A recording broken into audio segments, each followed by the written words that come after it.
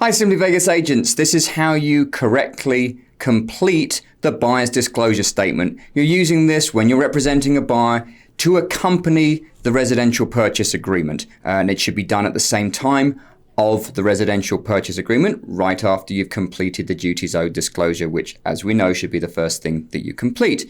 Every time that you write an offer on a property, regardless if your client has written multiple offers on multiple properties, you need to get this form filled in. It has to have the specific property address on it.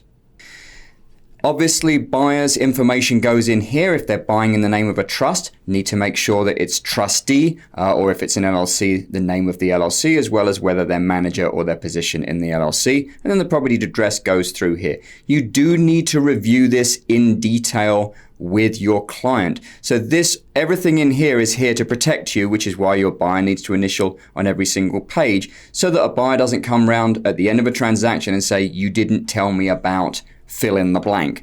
So going through this explains how everything works throughout the transaction and the various things that we need to disclose to a buyer. Pretty simple, pretty self-explanatory. One of the big important things to go at the bottom of this form is where your transaction fee goes. That gets filled in here, and this gets sent to escrow when you're completing your commission agreement. That's sent over to escrow, and that gives them permission to charge that transaction fee. This is, if you will, the invoice for it, which is signed by your buyer. Pretty self-explanatory form. Your name goes in the bottom here, gets signed and dated by your buyer. Thank you very much indeed.